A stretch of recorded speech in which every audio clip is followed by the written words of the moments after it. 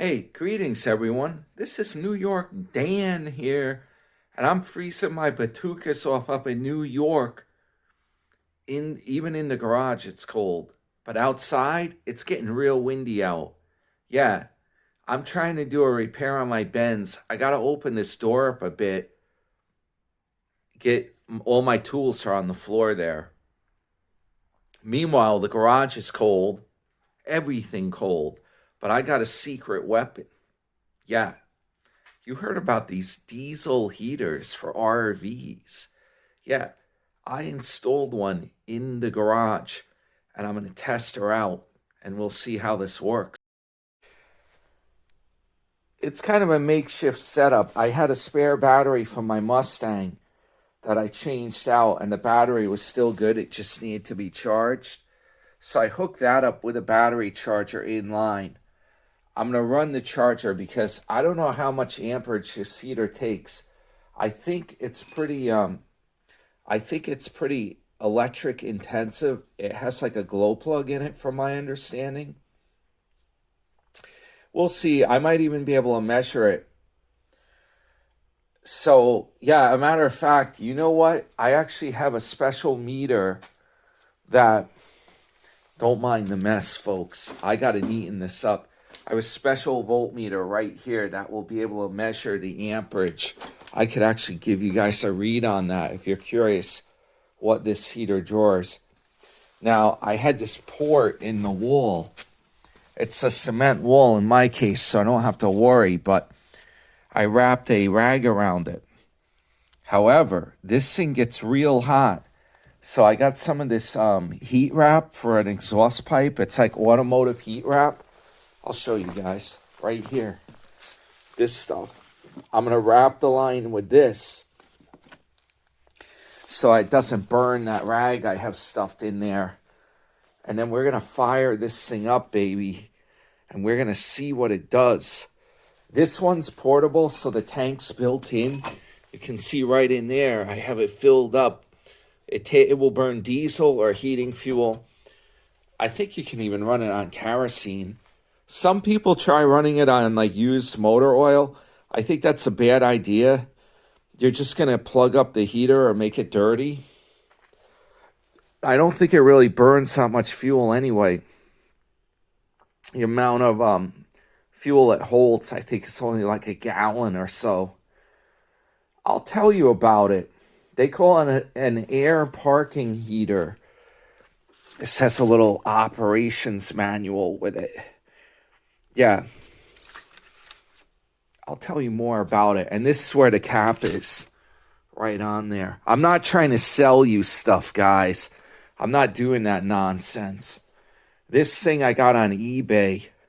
And it's this one's a brand X. It does not say on it any kind of a brand. I think they're all made by the same company in China. And then different companies like rebrand it. It says parking heater, diesel. 12 volts. It says 40 watts it takes. And it puts out between 5 kW and 8 kW. It says made in China, so you know it's good quality. Well, and 12 volt. 12 volt, and it says 24 volt. But I think 12 volt is the standard. It just has two a plus and minus connector on the back. You just put loose wire to it. You see the wires I'm using right here. These puppies. So it says on the side between 15 and 40 watts electric to run it. And there's one intake under here, a little port, and this has an exhaust.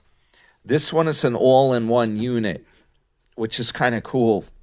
If you want to do something like this, is jury-rigged. I just have it on these two blocks. They're cement blocks. Yeah. The big thing is you got to vent this outdoors. Pretty good stuff. Well, I got to give them credit for building these and selling them so cheap, because originally there was a company in Germany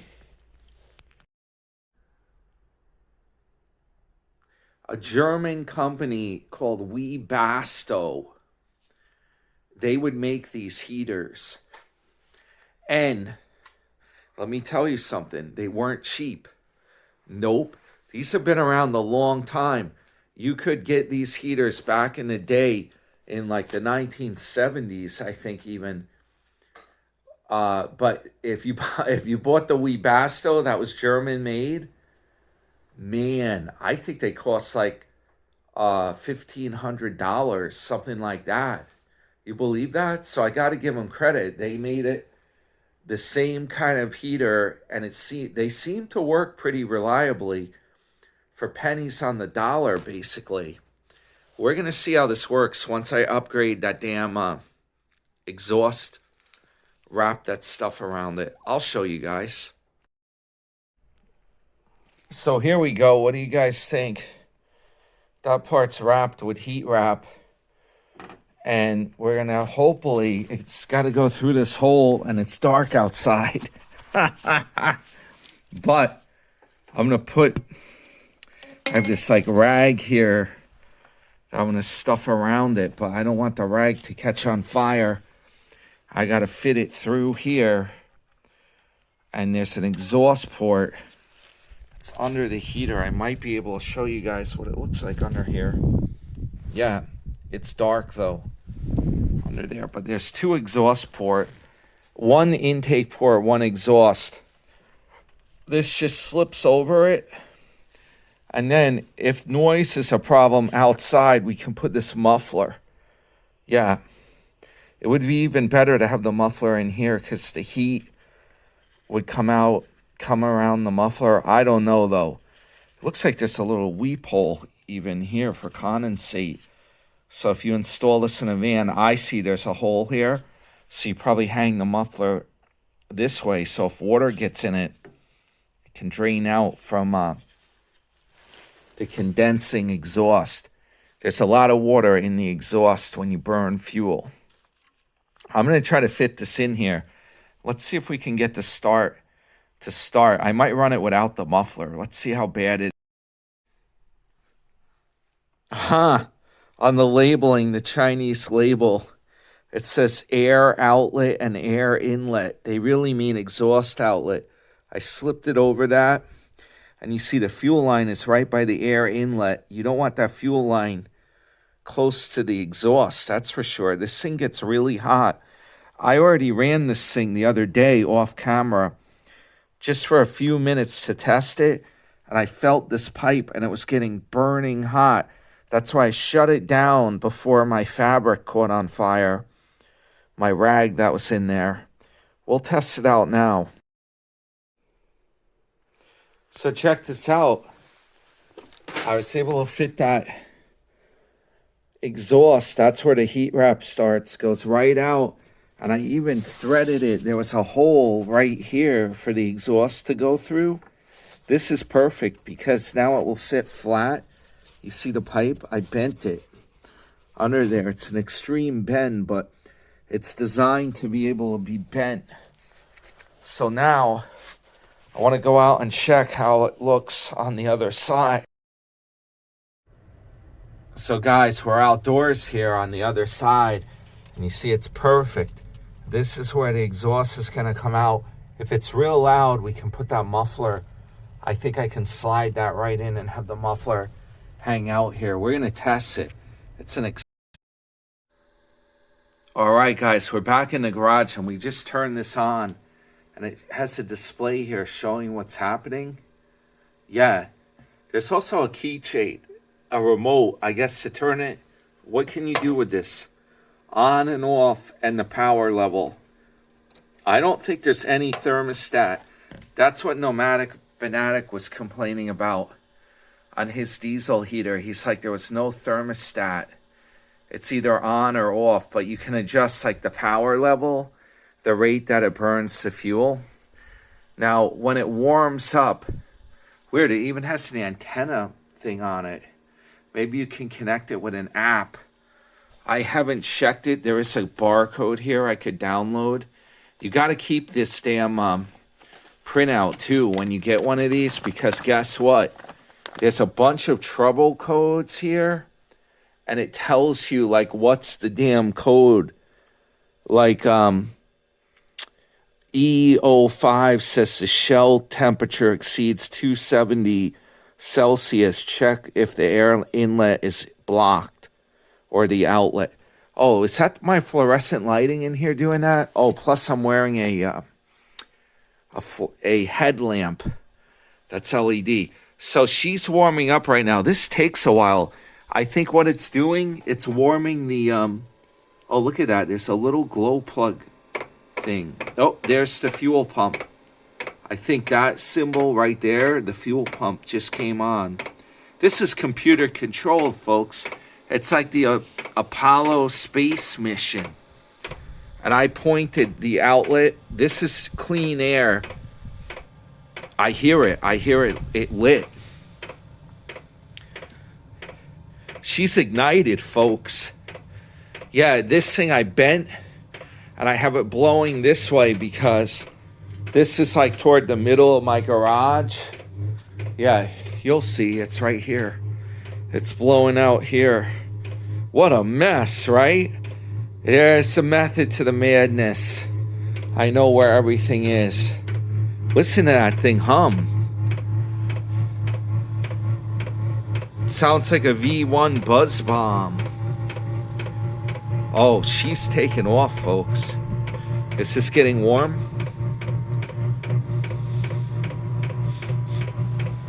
Hopefully I don't smell too much diesel. This is kind of loose here. This thing might need to be blocked off better. We don't want it to smell like the airport around here.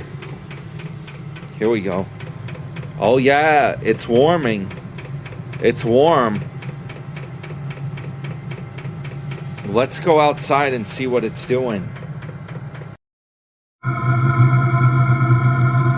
Houston, we're cleared for takeoff. Fire up the jet. Yeah, she's blowing. I can feel the heat coming out. It feels good. That's a good hand warmer right there. Woo-wee.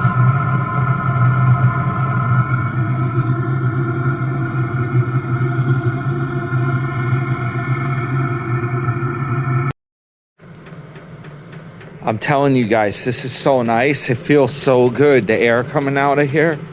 Oh, beautiful. I just stepped it up to power level 7. It has 10 power levels, apparently. And that's what the up and down arrows are for. And it even has a transmitter, so you can do it on your keychain, essentially. I guess if it's mounted in a vehicle, you can adjust it. So I got like a little under half a tank of fuel. Well, quite a ways under. We'll see how long that lasts.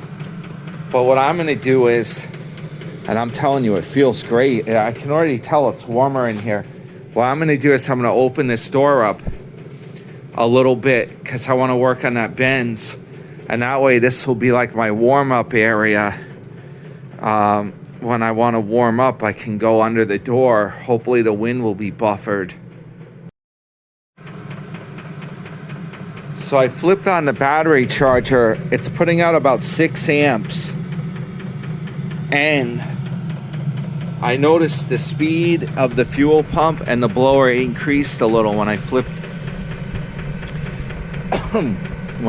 it on.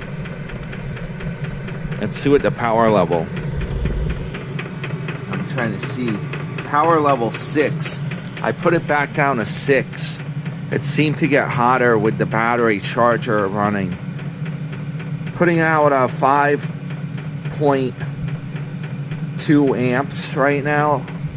So 5 amps times, like, the battery voltage is 14.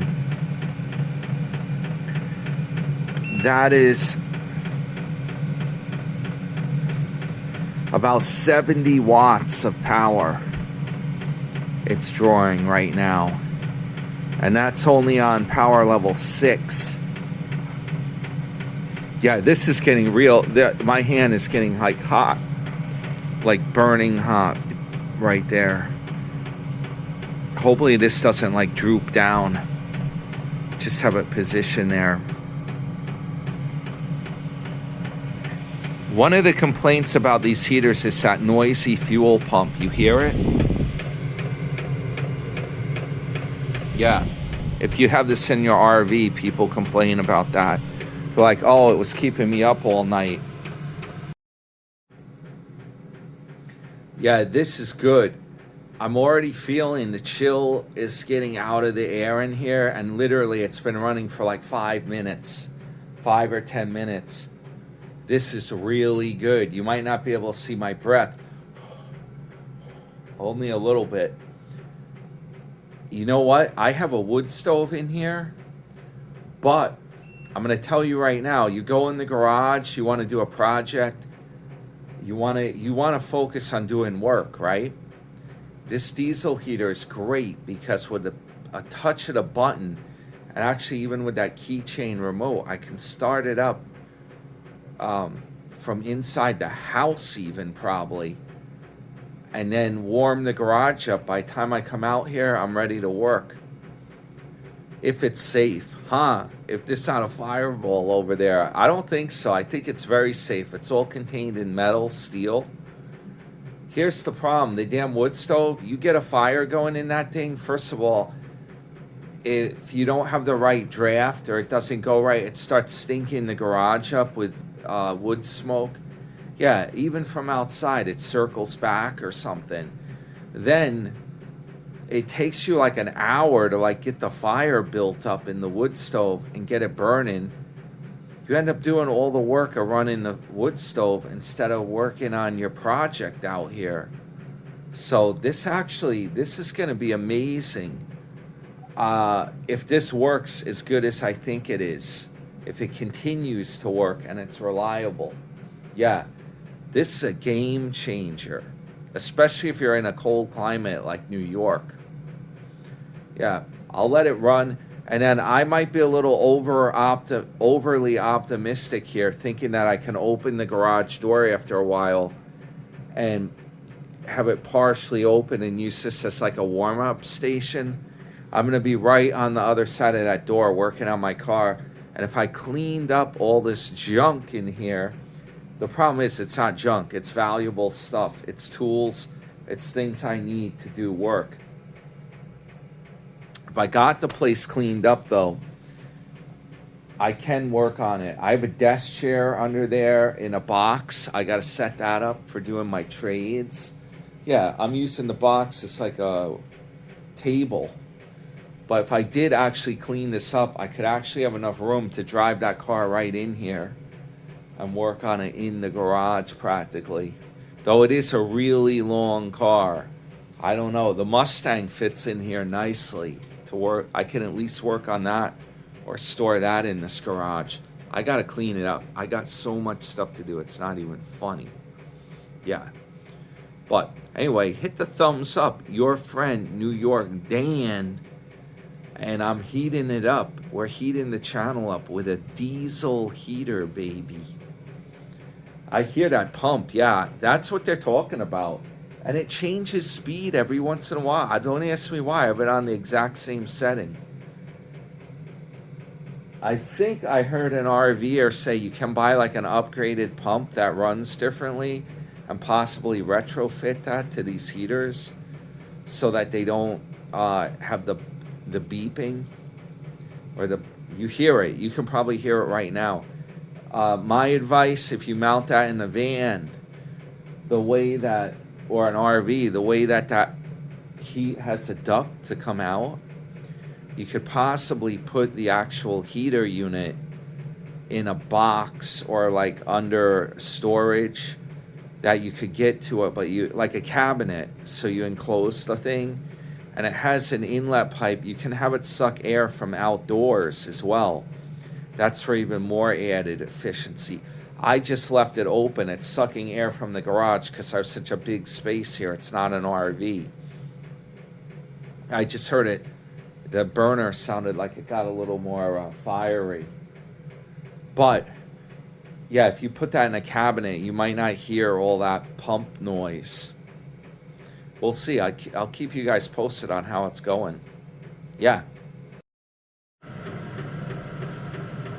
So I've been working on the bends, this stupid fuel line that, you know what the problem is? It's so old, the rubber is cracking.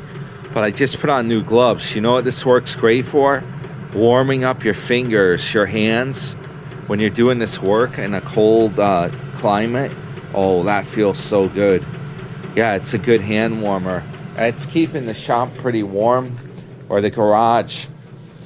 I have the door open just a little bit there, and it's just enough so that with the main door of the garage, the walkway door closed, it keeps it from like being able to have the wind blow through, so to speak. But this is what I'm dealing with the bends. These damn lines, man, they bit the dust. This one here, I think, was leaking. You can see how that's like, I don't know if you can see it on camera, but it's like cracking in there. It had cracks in it. And they put this stupid clamp on, but it wasn't a hose clamp. It was crimped on. I had to use a pair of bolt cutters to get it off, to crack that clamp. Yeah, this stuff spit the dust. I'd put 2 hose clamps on the end. It's just going bad. I got brand new line from AutoZone, but here's the problem. It's Chinese rubber. I just hope this is quality. It doesn't have to hold much fuel pressure. This is rated 50 PSI fuel hose from AutoZone. And bends, they use these little screw clamps with a dinky Phillips screw too. I don't know if I'm going to reuse them or not. They are stainless. It's so stupid. Some of the connections had these, so you could take it apart, but another connection was crimped. Go figure. To be honest with you guys, people think Mercedes is quality. That's a load of manure. The American cars from like the 60s and stuff, or 70s, were much better user serviceable. Yeah, I don't get it. Yeah, she's powering down now. You see that says clear? I don't know how it's coming out. Yeah. It takes a few minutes for it to clear out. This is cooling off. I checked outside. There was no smoke. It burnt super clean. There was no condensation. It's amazing how clean it burns. And it's all computer controlled. Yeah, I'll tell you what, when I closed the garage door in here, man, it really started warming up in here nicely. This thing heats this little garage beautifully. Yeah. It's a little bit bigger than maybe a 2-car garage with an alcove over there. So I'm happy with it. This thing's really cool.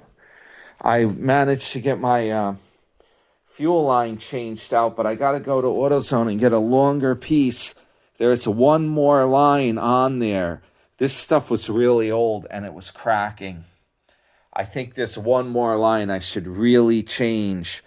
And then all the fuel side line on the suction side will be fresh. Otherwise, it could be letting air in when the thing's running. I got to check it. And also, I'll see if there's a drippage under the car. Tomorrow, I'll pick it up. Yeah, it's too damn cold out tonight, guys.